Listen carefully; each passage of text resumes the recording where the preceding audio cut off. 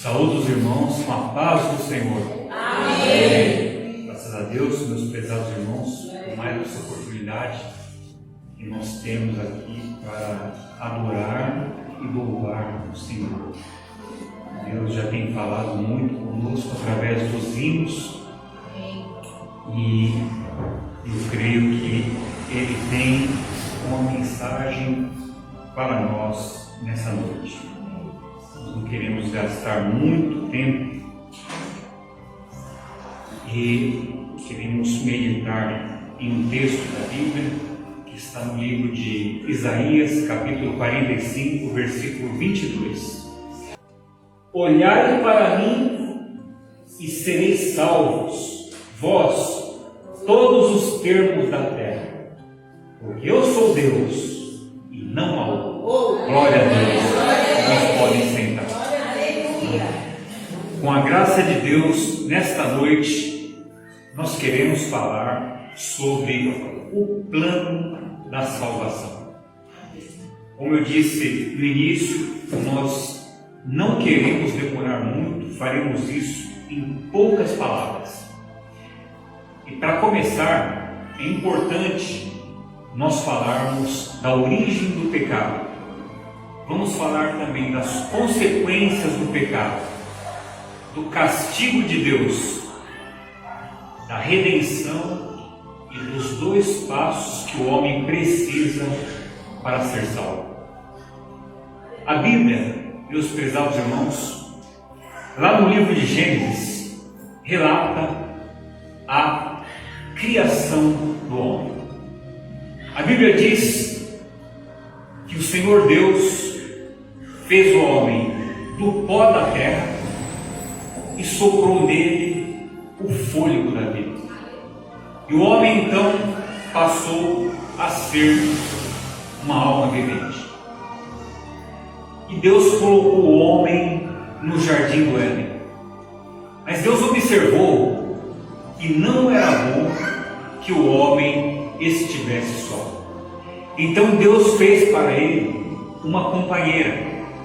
Deus fez cair um profundo sono em Adão e de uma das suas costelas ele criou a mulher. E os dois ficaram no paraíso, no jardim do Éden. Mas acontece, meus irmãos, que Deus também fez duas árvores. Uma árvore era a árvore da vida. Uma outra árvore era a árvore do conhecimento do bem e do mal. E Deus disse para Adão: Adão, de toda a árvore do jardim comerás livremente, mas da árvore do conhecimento do bem e do mal, dela não comerás, porque no dia em que dela comerdes, certamente morrerás. Ora, a serpente era a mais astuta das animais que havia no jardim. E ela então chega diante de Eva e diz: é assim que Deus disse: não comerás de nenhuma árvore do jardim? E Eva disse: não. O Senhor Deus disse: nós podemos comer de todas as árvores, mas a árvore do conhecimento do bem e do mal que está no jardim, dela nós não podemos comer e nem tocar nela, porque se nós comermos, nós vamos morrer. Mas a serpente olha para Eva e diz: você não vai morrer. Se você comer dessa árvore, você vai ser semelhante a Deus, conhecedor do bem e do mal. E Eva então, olhando o fruto da árvore, que era atraente e apetitoso, comeu e deu para o seu marido, e ele também comeu. E naquela hora meus prezados irmãos, os olhos deles se abriram e eles perceberam que estavam nus e colheram para si folhas de figueira e fizeram aventais. O que me chama a atenção nesse relato bíblico, que está no livro de Gênesis, no capítulo 1, melhor, nos capítulos 2 e 3, é a razão pela qual Deus colocou aquela árvore no jardim. Os irmãos podem me perguntar: se Deus é onisciente e sabia que o homem poderia cair, por que motivo ele colocou a árvore naquele lugar? Ora, quando Deus criou o homem, ele não criou uma máquina. Ele criou o homem com faculdades. Primeiro, com intelecto, com vontade. Quando Deus colocou a árvore serviria como um teste, através do qual o homem poderia escolher livremente servir ao Senhor. No livro de Deuteronômio, no capítulo 30 e no versículo 19, Deus diz: eis que coloco diante de ti a bênção e a maldição, a vida e a morte. Escolhe, pois, a vida, disse Deus, para que vivas, tu e a tua descendência, amando ao Senhor teu Deus e dando ouvidos à tua voz e se apegando a Ele. Glórias a Deus. Em segundo lugar, o que me chama a atenção nesse episódio bíblico é que a serpente usou de uma sutileza muito grande para tentar a Eva. Por quê?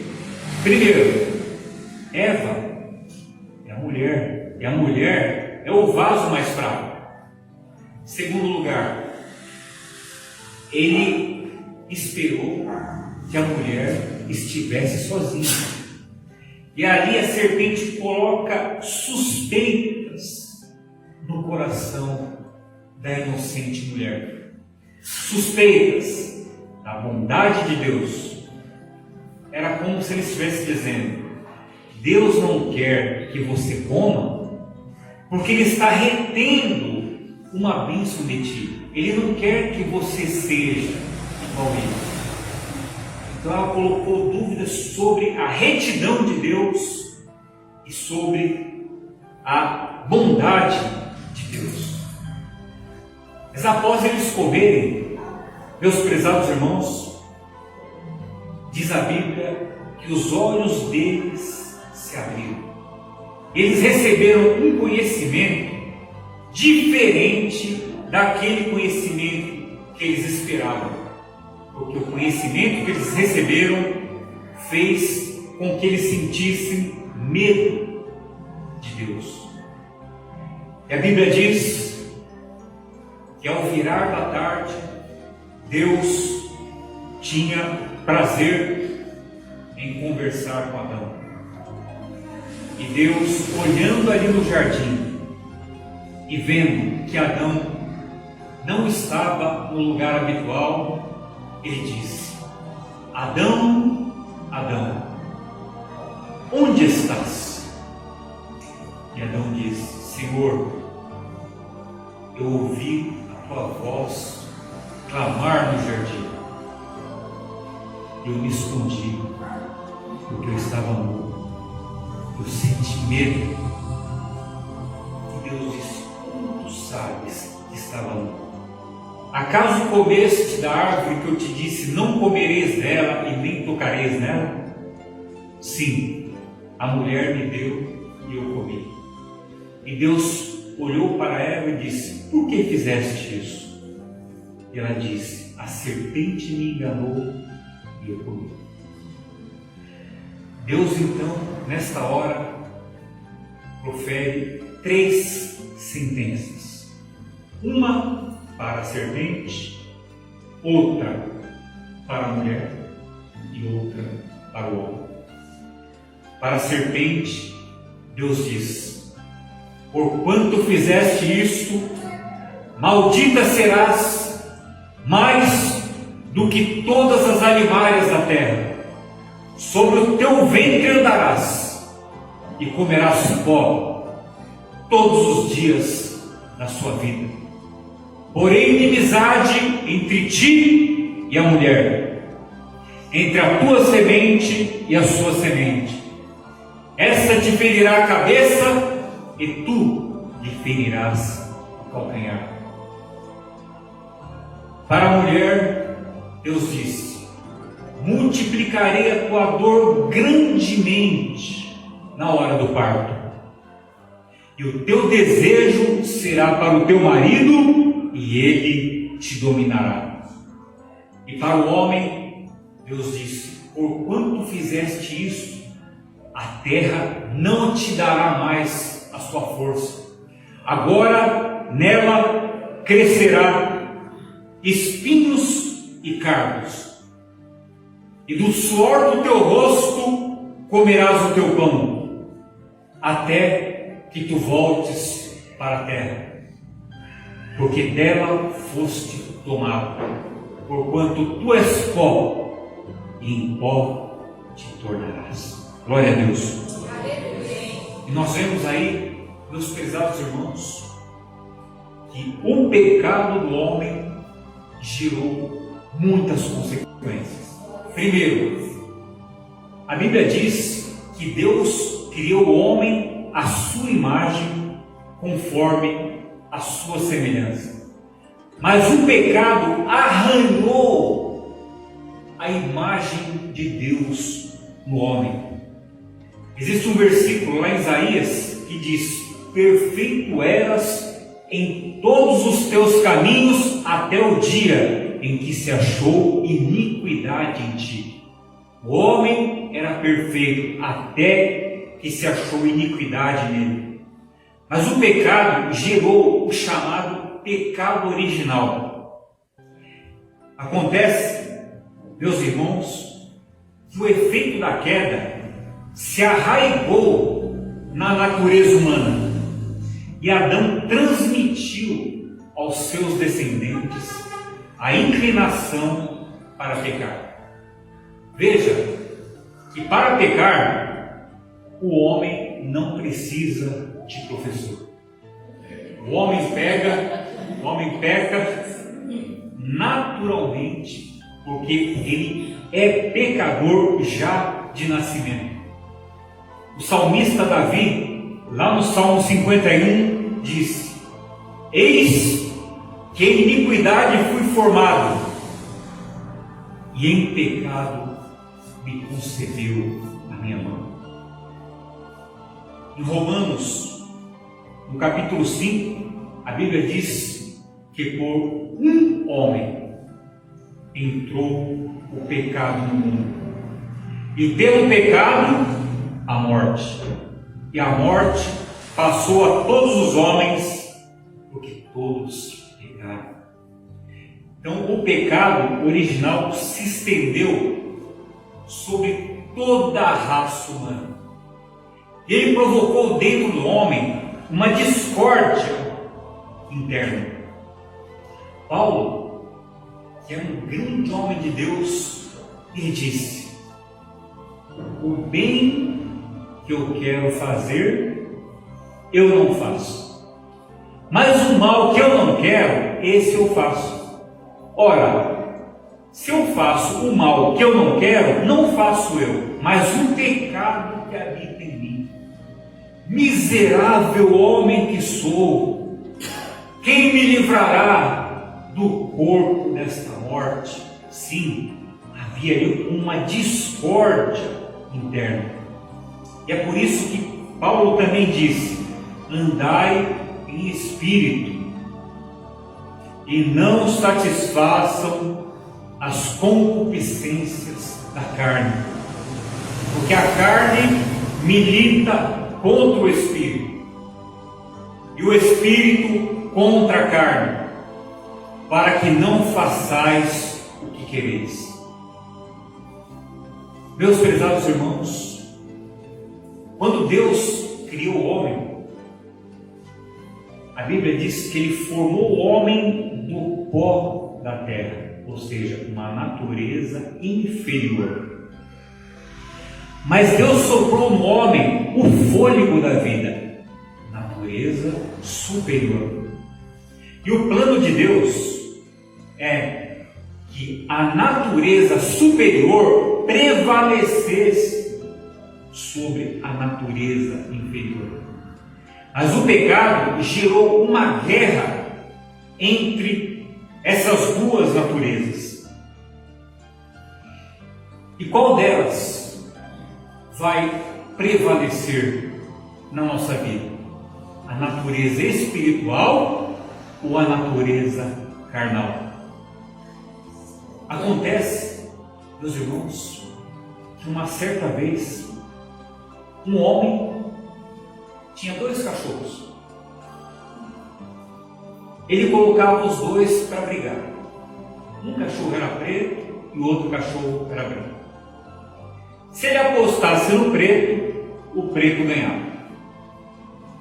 Mas quando ele apostava no branco, o branco também ganhava. E um jovem ficou intrigado com aquilo. Ele pensou, como é que esse homem sabe qual dos 2 vai ganhar? E quando terminou uma briga, e o homem apostou no que iria ganhar, porque ele era o dono, o jovem foi lá e perguntou, qual é o segredo? Como é que você sabe qual dos 2 cachorros vai ganhar? Eu não posso contar. Isso é um segredo, e se eu te contar, eu vou perder meu negócio. Conta. Eu prometo que eu não conto para ninguém. Eu estou muito curioso em saber. E de tanto aquele rapaz insistir, o homem disse, tudo bem, vou contar. Se eu quiser que o cachorro preto ganhe, na semana da luta, eu alimento mais ele. E alimento menos o outro. Mas se eu quiser que o branco ganhe, eu vou alimentar bastante o branco e não alimento o preto. Desse modo, o que está mais alimentado vai vencer a luta. Glória a Deus. Qual dos 2 vai vencer a briga? A natureza carnal ou a espiritual? Você já sabe a resposta. É aquele que você alimentar mais. Glória a Deus. E como é que você alimenta? Lendo a Bíblia, orando, ouvindo hinos. É isso mesmo. Glória a Deus. Então nós vemos aí, meus irmãos, que o pecado gerou um conflito entre as duas naturezas. E Deus disse para Adão, no dia em que dela comerdes, certamente morrerás. Por causa do pecado, a morte entrou no mundo.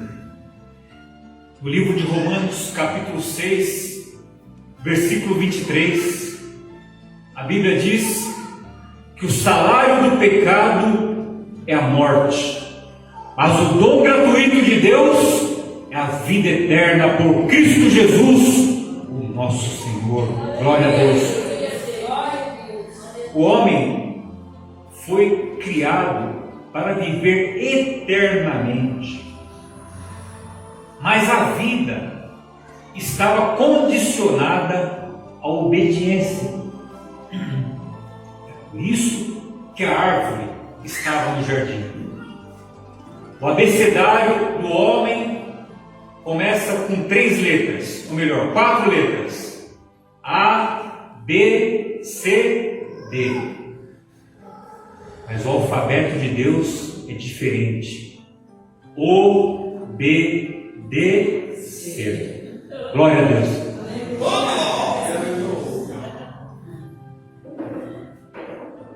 O salário do pecado é a morte. A Bíblia fala de pelo menos 3 mortes: morte espiritual, morte física e segunda morte ou morte eterna. Morte espiritual é aquela em que nós estávamos antes de aceitarmos Jesus. Lá no livro de Efésios, no capítulo 2, a Bíblia diz que Ele, o Senhor Jesus, nos vivificou, estando nós mortos em ofensas e pecados. Nós estávamos vivos aqui nesse mundo, mas para Deus, mortos. Mortos como? Em ofensas e pecados. Uma certa vez, um jovem chega diante do Senhor Jesus e diz: Senhor, eu quero te seguir, mas permita-me antes que eu vá sepultar o meu pai. E Jesus disse: deixe que os mortos sepultem os seus mortos. Ele estava querendo dizer que existem pessoas que estão mortas para Deus, porque essas pessoas vivem, pensam e agem como se Deus não existisse. Então são pessoas mortas, morte espiritual. Mas a segunda morte que eu gostaria de mencionar é a morte física. A morte física é a separação do corpo e do espírito. A Bíblia diz que quando o homem morre, o pó volta para a terra e o espírito volta para Deus que o deu. Se Jesus demorar um pouquinho, todos nós vamos passar por este processo, porque ao homem está ordenado morrer uma só vez, vindo depois disto o juízo. Mas a mais terrível é a segunda morte, ou a morte eterna. A segunda morte fala de uma separação completa e definitiva do homem de Deus, que vai ser na ocasião do grande trono branco, quando o Senhor separará os bodes das ovelhas. Então, os bodes irão para o fogo eterno, preparado para o diabo e seus anjos, conforme disse o Senhor Jesus no livro de Mateus, no capítulo 25. Meus irmãos, nós estamos vendo que o homem, após o pecado, se encontrava em uma situação muito difícil.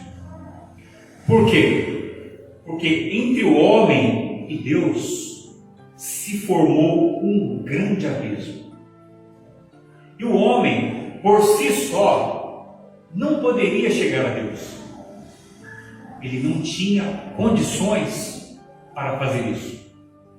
A Bíblia diz, lá no livro de Salmos, que o homem não pode remir ao seu irmão e nem dar a Deus o resgate dele, porque a salvação da alma é caríssima e os seus recursos se esgotariam antes. Então, para que o homem se aproximasse de Deus novamente, era necessário que a iniciativa partisse de Deus, porque o homem não tinha nenhuma condição de fazer isso. E a Bíblia diz que Deus amou o mundo de tal maneira que deu seu Filho unigênito para que todo aquele que nele crê não pereça, mas tenha a vida eterna. Glória a Deus. E foi exatamente isso que Deus fez. Ele deu o seu Filho único, o seu Filho unigênito. Para quê? Para servir de sacrifício contra o pecado. Meus irmãos, o preço do pecado é um preço de sangue. Para Deus não há outra maneira de remir ou de cobrir o pecado. Lá no livro de Hebreus, no capítulo 9, a Bíblia diz que quase todas as coisas segundo a lei se purificam com sangue, e sem derramamento de sangue não há remissão de pecados. Então, para Deus era necessário que fosse feito um sacrifício perfeito, de forma definitiva, por todos os pecados da humanidade. O livro de Marcos narra as últimas horas do Senhor Jesus aqui nessa terra. Após ele ser traído por Judas, ele foi entregue para ser levado para os sacerdotes. Diz a Bíblia que manietaram ele e levaram para um julgamento na casa de Caifás. E na casa de Caifás, o servo do sumo sacerdote dá-lhe um soco no rosto. E Jesus olha para ele e diz: por que tu feres a mim? Se eu falei mal, dá testemunho do mal. Mas se eu falei bem, dá testemunho do bem. E levam então Jesus para a presença de Pilatos. Mas Pilatos, olhando o Senhor Jesus, disse: eu não vejo mal neste homem. E querendo se livrar do problema, manda Jesus para Herodes. E Herodes também não encontra culpa em Jesus e devolve para Pilatos. E Pilatos, numa última tentativa de livrar Jesus, chama o povo e coloca de um lado um ladrão chamado Barrabás e do outro o Senhor Jesus. Ele grita para o povo: qual dos dois vós quereis que eu vos solte? Barrabás ou Jesus chamado Cristo? E o povo gritava: nós queremos o Barrabás. Nós queremos o Barrabás. E o que é que eu vou fazer de Jesus chamado Cristo? Crucifica, crucifica. E Pilatos então manda trazer uma vasilha com água e diz: eu lavo as minhas mãos e estou livre do sangue desse justo. Glória a Deus. E Jesus então é entregue para ser açoitado. E o açoite romano era um flagelo terrível, porque na ponta do chicote havia pedaços de ferro e de osso amarrado. E quando o algoz batia o chicote, saía até pedaços de carne. Em alguns casos, a vítima morria na hora do açoite. Colocaram uma coroa na cabeça do Senhor Jesus. E depois lhe deram uma cana e colocaram uma capa vermelha nele. E com aquela cana batiam na cabeça dele e diziam: profetiza, quem foi que te bateu? Outros, diz a Bíblia, cuspiam nele. Outros se ajoelhavam e a título de menosprezá-lo, diziam: salve o Reino de Deus. Glória a Deus. Então, eles trouxeram a cruz para que o Senhor Jesus levasse para o Gólgota. E aquela cruz era muito pesada. Jesus estava sem comer, estava sem dormir, ele estava fraco. Ele começou a levar aquela cruz com muita dificuldade. Ele cai no meio do caminho. E naquela hora, meus prezados irmãos, a palavra que está escrita no livro do profeta Isaías, capítulo 53, começa a se cumprir. Isaías disse que ele foi levado ao matadouro, e como ovelha muda perante os seus tosqueadores, ele não abriu a sua boca. Glória a Deus. E ali constrangeram então um certo Simão, o sirineu, para que ajudasse o Senhor a carregar aquela cruz. E chegando no Gólgota, que é o lugar da caveira, deitaram a cruz e pegaram então aqueles cravos rústicos do Império Romano, que não tem o tratamento dos metais que nós temos hoje, e pregaram na sua mão. E aquele prego, quando entrava, ele rasgava a mão. E Jesus então é pregado na cruz, e a cruz é colocada de pé. Glória a Deus. Ele começa a sentir muita dor, porque o peso do corpo exerce uma pressão para baixo, e quanto mais pressão para baixo, mais a sua carne é rasgada pelos cravos.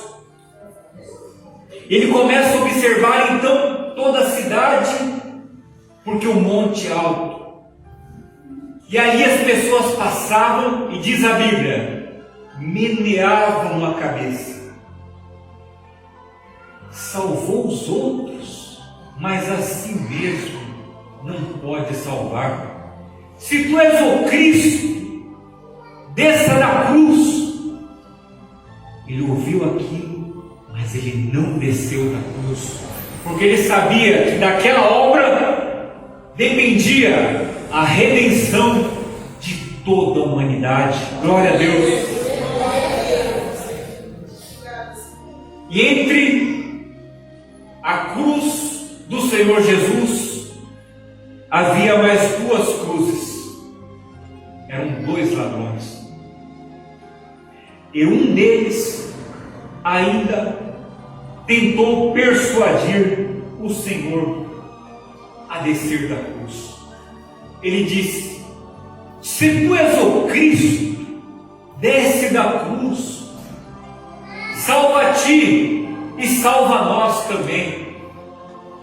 Mas o outro bandido o repreendeu e disse: tu ainda não temes a Deus, nem na hora da morte? Nós estamos aqui porque os nossos feitos mereceram. E olhando para Jesus, disse: mas este nenhum mal fez. E olhando para ele, disse: Senhor, lembra-te de mim quando entrares no teu reino. E Jesus disse: hoje estarás comigo no paraíso. Glória a Deus. Glória a Deus. Glória a Deus. E por que o Senhor Jesus fez isso? Foi por mim e por você. Foi por amor que Ele fez tudo isso. Deus amou o mundo tal maneira que deu seu Filho unigênito para que todo aquele que nele crê não pereça, mas tenha a vida eterna. Deus deu seu Filho ao mundo, não para que condenasse o mundo, mas para que o mundo fosse salvo por ele. Quem nele crê, disse João, não é condenado. Mas quem não crê, já está condenado, porque não crê no nome do unigênito Filho de Deus. Glória a Deus. Glória a Jesus. Deus já preparou a salvação. Olhai para mim, diz o Senhor, e sereis salvos vós todos os confins da terra, porque eu sou Deus e não há outro. Glória a Deus. Glória a Deus. Deus prova o seu amor para conosco, disse Paulo, em que Cristo morreu por nós, sendo nós ainda pecadores. Mas alguém pode dizer, diante desta palavra, o que é que eu preciso fazer para ser salvo? A Bíblia menciona dois elementos. Primeiro, arrependimento. A pregação de João Batista era produzir frutos de arrependimento. Glória a Deus. E Pedro, quando pregava, dizia: arrependei-vos, convertei-vos, para que sejam apagados os vossos pecados, e venham assim os tempos de refrigério pela presença do Senhor. Arrependimento, no sentido teológico, é uma tristeza profunda pelo pecado, mas tão grande que nos impele a abandonarmos o pecado. Quem faz esta obra é o Espírito Santo. O Espírito Santo convence o homem do pecado, da justiça e do juízo. Ele faz o homem entender a palavra e depois toca no coração do homem para que ele abandone o pecado. É mais ou menos como uma pessoa que está indo viajar e no meio do caminho ele descobre que ele está no trem errado. O trem está levando para outro lugar. Quando ele descobre, ele fica incomodado. E ele pensa: eu preciso sair daqui, eu estou indo para outro lugar. E aí, na primeira estação, o homem pula e pega o trem para a direção certa. E é exatamente isto que o Espírito faz na hora da pregação. Quando a palavra de Deus está sendo pregada, ele vai lá no coração do homem e diz: você precisa se arrepender. Você tem que crer no sacrifício do Senhor Jesus. Jesus é o caminho, a verdade e a vida, e ninguém vai ao Pai se não for através dele. O Espírito continua falando: entre Deus e o homem há um único mediador, Jesus Cristo. Homem, glória a Deus. E ali o Espírito Santo toca no coração do homem, e o homem diz: eu quero Jesus. E a Bíblia diz, ou melhor, o Senhor Jesus disse: se alguém me amar, o meu Pai também o amará. E nós, Pai, Filho e Espírito Santo, viremos para Ele e faremos nele morada. Glória a Deus. Glória a Deus. Glória a Jesus. Glória a Deus. O que é que o homem precisa para ser salvo? Primeiro, ele tem que se arrepender. Você tem que se arrepender. Estou falando para crentes esta noite. Ninguém é tão santo que não tenha alguma coisa para melhorar. O apóstolo Paulo dizia: eu morro a cada dia.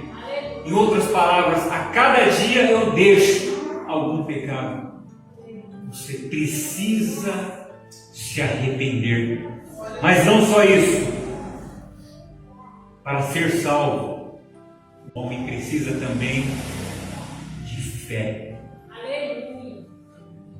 Fé é o firme fundamento das coisas que se esperam e a prova das coisas que não se veem. Diz a Bíblia no livro de Hebreus, capítulo 11, versículo 1. E no versículo 6 ela diz: sem fé é impossível agradar a Deus, porque aquele que se achega a Deus precisa crer que Ele existe e que Ele é galardoador daqueles que o buscam. E como é que a gente adquire fé? A Bíblia diz: a fé vem pelo ouvir a palavra de Deus. Glória a Deus. Mas uma fé intelectual não é suficiente. Existe um ditado que diz que o inferno está cheio de gente bem intencionada. Eu posso morrer crendo, ou melhor, eu posso ir para o inferno crendo. Imagine que você está no deserto. O sol é de 45 graus. A sua cabeça está fervendo. Os lábios já estão rachados. E você já está caminhando há 2 dias. Você está com as últimas forças nesse deserto. Mas no horizonte você vê uma árvore. E você vai ao encontro daquela árvore. E quando você chega, você vê muitas plantas e você vê também um rio de águas cristalinas. E aquela água está correndo. Você crê que é água. Você crê que ela vai matar a sua sede e que ela vai salvar a sua vida. Mas para que isso aconteça, você precisa beber a água. É exatamente isso que eu estou querendo dizer. A fé intelectual não é suficiente. Você precisa beber dessa água. Uma certa ocasião, o Senhor Jesus, Ele disse: quem tem sede, venha a mim e beba. Glória a Deus. Pois como diz a Escritura, aquele que beber de mim, rios de água viva fluirão do seu reino. É desta água que você precisa beber. Essa fé que vai te salvar. Glória a Deus. A saber, se com a tua boca confessares ao Senhor Jesus Cristo como Senhor, e em teu coração creres que Deus o ressuscitou de dentre os mortos, tu serás salvo. Porque com a boca se faz confissão para a salvação, e com o coração se crê para a justiça. Glória a Deus. Olhai para mim e sereis salvos, vós, todos os termos da terra, porque eu sou Deus e não há outro. Glória a Deus. Nós já estamos terminando essa meditação. Hoje nós apresentamos para a igreja o plano da salvação. Eu trouxe também um esboço que o pastor Douglas distribuiu para os irmãos, para que os irmãos estudem e compreendam o plano da salvação, para que você possa explicar para outras pessoas, a fim de que outros também sejam salvos e, através do Senhor Jesus, possam herdar a vida eterna, a qual o Senhor já tem preparado para os remidos, para todos aqueles que aceitaram o amor da verdade para se salvar. Glória a Deus. Eu agradeço a Deus, meus irmãos, por esta rica oportunidade. Eu agradeço a Deus pela presença de cada um de vocês. Eu oro para que o Senhor fale mais profundamente ao coração dos irmãos. Deus abençoe a igreja dele. No nome do Senhor.